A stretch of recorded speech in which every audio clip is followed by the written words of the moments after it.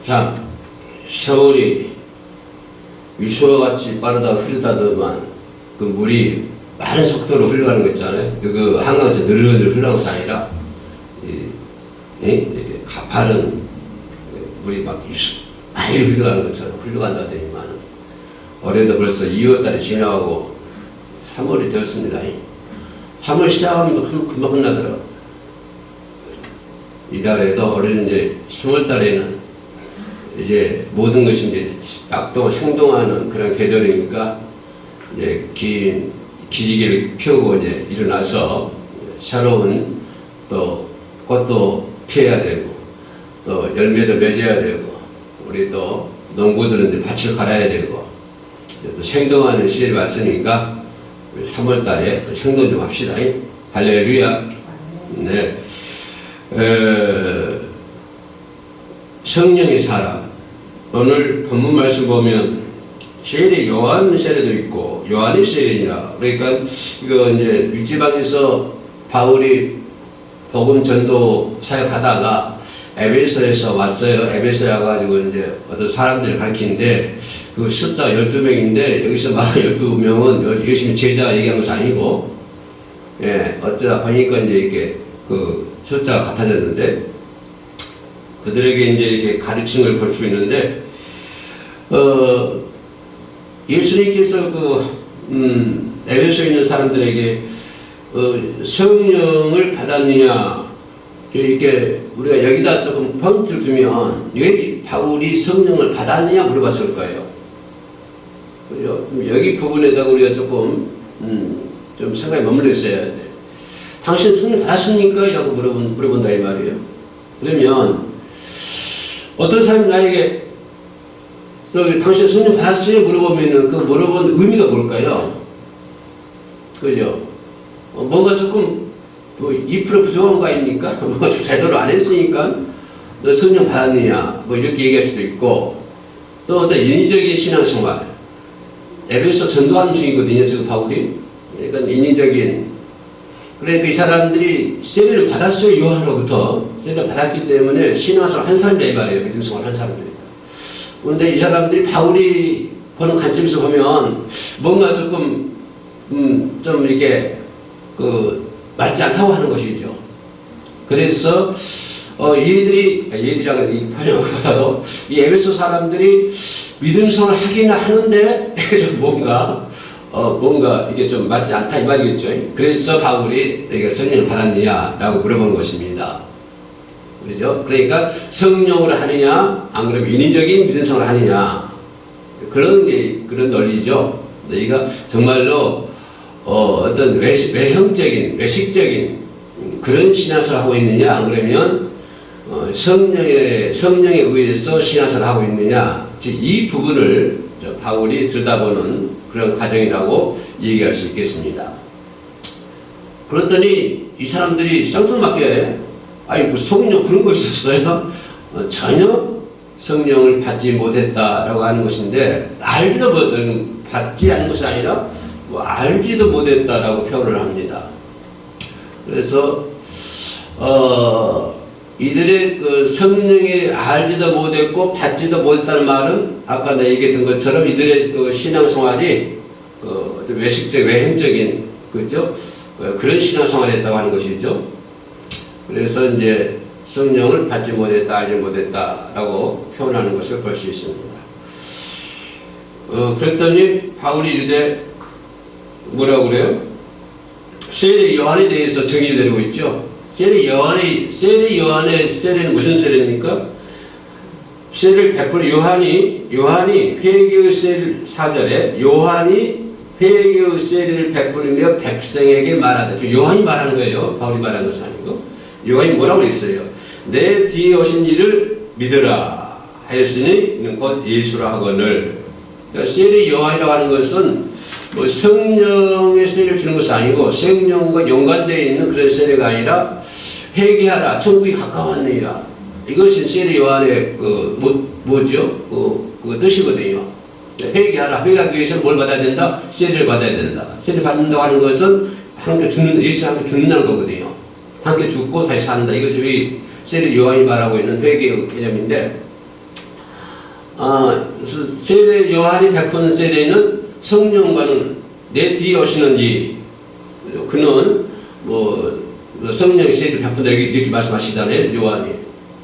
그렇기 때문에 본문에서는 그 세례 요한에 대한 세례 요한의 세례 여기를 정의를 내리고 있고, 그들이 듣고 주 예수의 이름으로 세례를 받으니 누구한테요? 바울한테 받았죠. 바울이 안 쉬었단 말이죠. 쉽게 말하면 세례를 그들이 듣고 주 예수의 이름으로 세례를 받으니 바울이 그들에게 안수하매. 자, 이때 바울이 그들이 듣고 예수의 이름을 세례를 받아. 이게 무슨 말일까요? 세례 요한은 사람들에게 그 침례세를 하잖아요. 그죠? 요단강에서 침례세를. 근데 이들이 뭐라고 그래요? 이들은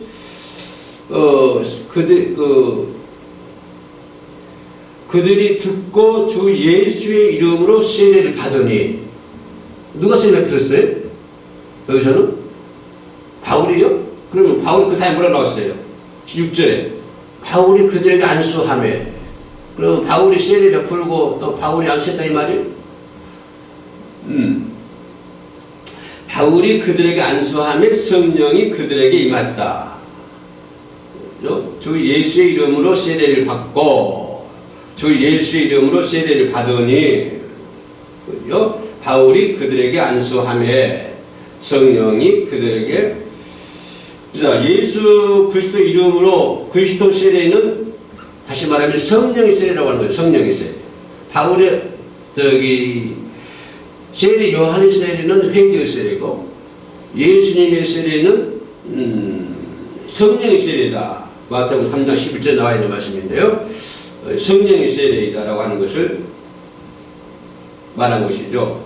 그래서 여기서 말하는 성령의 세례는 뭐냐면은 죄에 대해서는 죽고, 그래서 죄에 대해서는 죽고 부활하신 예수 그리스도와 연합하는 것. 이것이 이제 성령 세례라고 하는 것입니다. 성령 세례는 무엇이다? 죄에 대해서는 죽고 부활하신 예수 그리스도와 연합하는 것이 성령 세례다. 그러면 성령 세례 받았느냐? 그러면 방언만 하고 예언만 하고 춤만 추고 그 성령 세례 아니고, 성령 세례라는 것은 무엇이다? 죄에 대해서는 나는 죽고 부활하신 예수 그리스도와 연합하는 것이 성령 세례다. 이 부분을 얘기해 주고 있습니다. 그랬더니 이들이 방언도 하고 예언도 했다. 이런 내용입니다.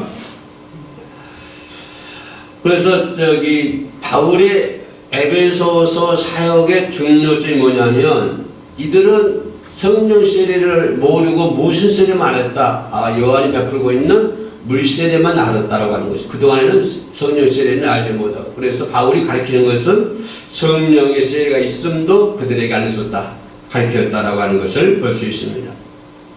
그들이 예수 그리스도 이름으로 세례를 줌으로 인해서 그죠? 인하여 예수님을 영접하게 되고, 그죠? 구원에 이르게 하는. 그래서 내가 주님을 안다. 무슨 내가 예수 그리스도를 알아요. 그래서 무슨 말일까요? 쉽게 표현하면 당신은 예수 그리스도를 아십니까? 라고 물어본다면은 예수 그리스도를 알 수 있는 방법이 뭘까요? 그죠? 내 안에 계신 성령의 내주, 성령을 통해서 우리가 예수를 알 수가 있는 것이죠. 그죠? 뭐 세상적인 지식이라든가 그런 걸로 예수를 알 수 있는 것이 아니라 내가 예수 그리스도를 알 수 있는 방법은 내 안에 계신 누구? 성령. 성령에 의해서 내가 예수를 아는 것이죠. 성령에 의해서 내가 천국을 알 수 있는 것이고, 성령에 의해서 우리가 천국 갈 수 있는 것이고. 그래서 문제는 우리 그리스도인들은 반드시 뭘 받아야 된다? 성령의 세례를 받아야 된다고 하는 것입니다. 성령 세례를 받아야 된다. 무슨 일이 있더라도 성령 세례를 받아야 돼요. 그러면 여기서 생각해 볼 수 있는 것이 요한의 세례하고 성령의 세례는 뭐가 다를까요? 요한의 세례는 율법을 회개하고 율법에 대한 율법을 범한 그 죄를 뉘우치는 것이죠. 쉽게 말하면 율법을 위반한 죄, 이것을 이웃치는 것이 세례 요한의 세례다. 그래서 율법을 위반하고 거기에 대해서 회개하는 것, 이것이 이제 요한이 베푸는 세례 요한이다. 물세례했다라고 하는 것을 볼 수 있습니다. 그러니까 하나님 법을 위반했어. 그럼 회개해. 그죠? 그걸 회개케 하는 것이 세례 요한의 세례다. 그래서 그러면 성령 세례는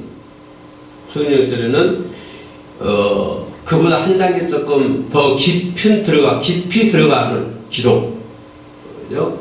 그보다 더 한 단계 한 발짝 깊이 들어가는 기도 속에서 받는 것이 성령 세례다. 6월절 오순절 다음에 모르니까 이들이 한 곳에 모여서 열심히 깊은 기도 속에 들어가니까 그때 이제 성령에 임하는 것을 볼 수 있죠. 그러니까 세례 요한의 세례는 율법을 위반한 것에 대한 회개, 이걸 얘기한다면 성령의 세례라고 하는 것은 한층 더 깊은 기도 속에 들어가서 받을 수 있는 것이 성령 세례. 그죠? 사도행전에 나와 있는 오순절, 그죠? 성령 세례. 그들이 한 곳에 모여서 열심히 기도했더니 받는 세례. 성령 세례라고 하는 것입니다. 다시 말하면 요한의 세례는 어떤 도덕적, 윤리적 세례. 그죠? 그런 세례라고 한다면 반대로 성령 세례는 사죄, 하나님께로부터 아까 내가 성령 세례는 죄에 대해서는 죽고 벌하신 예수님과 연합한다고 그랬죠. 성령 세례가. 그래서 성령 세례라고 하는 것은 요한의 물세례는 도덕적, 윤리적 그런 세례라고 한다면 성령 세례는 뭘까요? 죄의 사죄, 내 죄에 대해서 용서받고 성령의 조명에 의해서 받는 세례, 성령에 의해서 받는 세례. 그러면 요한의 세례는 요한에 의해서 받는 세례. 그래서 성령 세례는 성령의 조명에 의해서 받는 세례. 이런 것을 얘기해 볼 수 있습니다. 그것이 이건 영적인 세례라고 하는 것이죠. 그래서 에베소 교인들은 그런 영적인 세례에 대해서는 알지 못했다라고 하는 거예요. 왜냐하면 쉽게 생각하면 이렇게 생각할 수 있죠. 세례, 요한의 세례는 보이는 세례. 그죠? 여담강에서 세례 요한이 그죠? 세례 베푸니까, 눈에 보이니까 가서 보이는 세례. 그죠? 한다면, 성령의 세례는 영적인 세례다. 보이지 않는 영적인 세례다라고 생각해 볼 수 있습니다. 그래서 그런 성령의 세례를 받았는가 하는 것을 지금 바울이 질문을 하고 있고, 또 생각해 볼 수 있는 것은 여기서 성령이 내 안에 내주하고 있는가. 이게 이제 관건 포인트죠. 그럼 성령의 세례를 받았다. 그러면 내 안에 성령이 계시는가. 내가 안에 성령이 계시는가. 그런데 이 부분에서 예수님도 말씀하시기를 내가 떠나는 것이 너희들 좋다라고 얘기했거든요. 내가 떠나는 것이 너희들에게 유익하다. 왜냐하면 예수 그리스도가 떠남으로 인해서 다른 보혜사가 온다고 하는 것이죠. 다른 보혜사. 그렇죠? 그러므로 성령의 역사가 이루어진다라고 하는 거예요. 예수가 떠남으로 인해서 성령께서 오시고 성령의 역사가 이루어진다. 어디 안에서? 내 안에서 성령의 역사가 이루어진다. 근데 그런 성령의 역사 내 안에서 이루어지는데 에베소 교인들은 그걸 전혀 알지 못했다. 그렇죠? 그래서 그거를 알지 못하니까 뭘 알지 못할까? 성령이 내 안에 있어? 그것도 모른다고 하는 것입니다. 성령의 세례도 모르고 성령의 내주도 모르고 성령의 역사도 모르고 성령이 내 안에 계시는가? 그것도 모르고 그것도 알지 못해요. 그래서 성령께서 내 안에 계시는 것을 알지 못했다라고 하는 것입니다. 그러면 우리는 어떻습니까? 우리 마음속에는 우리 속에 누가 계세요? 성령이 계시다고 하는 것이에요. 성령. 그죠? 우리 안에서, 우리 마음 속에는 성령이 계신다라고 하는 것을 항상 알고, 그죠? 그렇다고 한다면, 질문할 수 있는 게 뭐예요? 그럼 성령의 역사가 있고, 내 안에 성령이 내주하고 있어요. 그러면, 우리가 쉽게 질문할 수 있는 게 뭘까요? 어떻게 질문할 수 있을 것 같아요? 예수가 떠나심으로 인해서 성령이 오시고, 성령이 내 안에 역사하시고, 내 안에 임재하고 계시면 그러면 그 답 오는 게 어떤 질문일까요? 그렇다 한다면 성령의 열매를 맺었는가? 여기까지 들어가야 되죠. 그죠? 성령의 열매를 나는 그 열매를 맺고 있는 나무가 열매 맺는 건 당연하잖아요. 그죠? 산에 가서 사과나무가 열매 맺는 건 당연한 거 아니에요? 저거 왜 열매 맺었어? 그렇게 물어보면 바보는 아무도 없을 거예요. 지나가다가 배나무가 배 열매 맺었으면 왜 또 바보처럼 열매 맺고 있어? 그렇게 얘기한 사람이 있어요? 당연한 것이죠. 그죠? 과일나무가 열매 맺는 건 당연한 거예요. 그런 것처럼 성령이 내 안에 계시면 성령의 열매는 맺는 것은 당연하다고 하는 거죠. 그죠? 당연하게 이건 그죠? 그래서 열매는 나는 이 열매에 대해서 이렇게 표현하고 싶어요. 열매는 내 안에 있는 성령이 계시죠? 그 성령의 열매 맺지요, 내가? 그러면 열매는 자기 표현이다. 자기 표현이다. 자기 정체성이다. 자아 실현이다. 이렇게 얘기하고 싶어요. 그죠? 성령의 열매 맺는 것이. 그래서 자연히 그죠? 내 안에 성령의 열매를 맺어야 된다는 것입니다. 성령의 열매가 없다. 그럼 어떤 거예요? 내 안에 있는 성령을 부인하는 것이죠. 그죠? 내 안에 성령이 계시는데 성령이 계시면 자연히 사과나무가 열매 맺는 것이 당연한 것처럼 내 안에 계신 성령이 계시면 당연히 성령의 열매를 맺어야 돼요. 당연한 거예요. 예? 당연한 거예요. 그런데 열매가 없어. 그럼 뭐예요? 성령이 계시면 당연히 자연적으로 열매를 맺어야 되는데 근데 성령의 열매가 없어. 그럼 어떻게 되는 거예요? 내 안에 성령이 없다고 하는 것이잖아요. 그거죠. 내 안에 성령이 없으니까 열매 못 맺는 것이지. 성령이 있으면 당연히 맺는 거예요. 성령 없으면 성령이 안 계시는 거예요. 안 계시면 어떻게 해야 돼? 열심히 기도해야 돼요. 아까 예전에 성령의 세례는 깊은 기도 속에 이루어진다.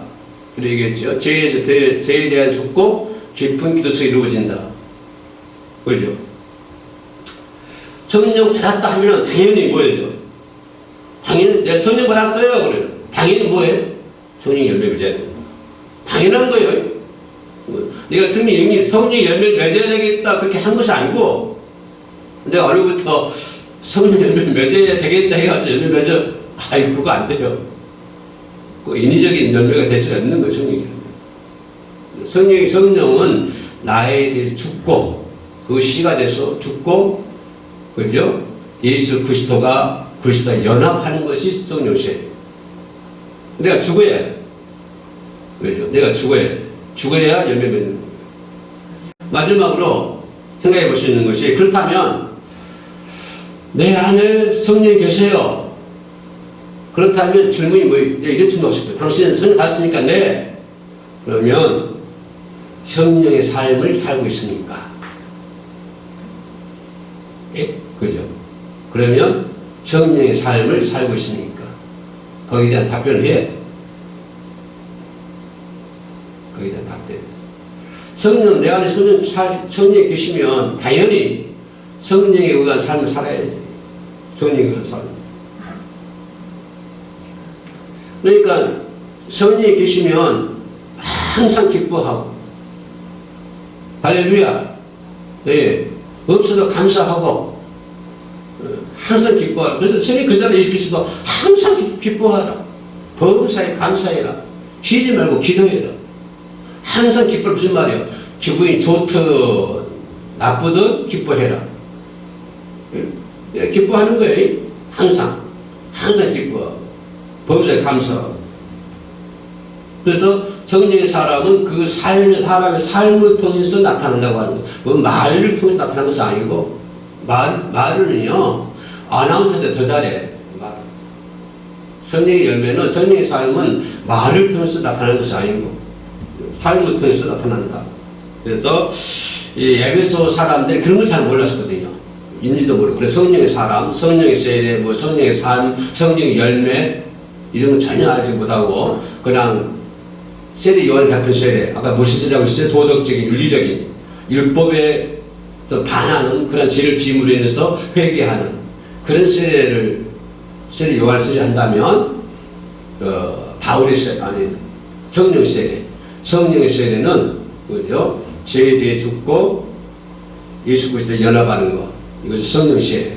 그래서 반드시 우리는 성령 세례를 받아야 될 줄로 믿습니다.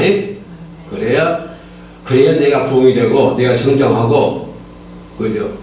내 삶이 빛나는 거예요. 그 살 때. 안 그러면 삶 우중충해야 항상 훗날이에요. 아멘. 기도합시다. 은혜로우신 아버지 하나님, 우리는 성령의 사람인 줄로 믿습니다. 성령 받고 성령 내주하시고 성령의 열매를 받고 또 성령의 삶을 우리가 살아가야 될 줄로 믿습니다. 우리 힘으로는 아무것도 할 수 없으나 내 안에 계신 성령께서 역사하시고 이끌어 주시고 열매 맺을 수 있도록 성령께서 함께하여 주실 줄로 믿습니다. 아버지 도와주시옵소서. 에베소 교인들처럼 성령을 모르는 그러한 삶이 아니라 바울이 말한 것처럼 성령의 세례를 받고 주어지는 환경에서 승리할 수 있도록 도와주옵소서. 예수 이름으로 기도합니다. 아멘.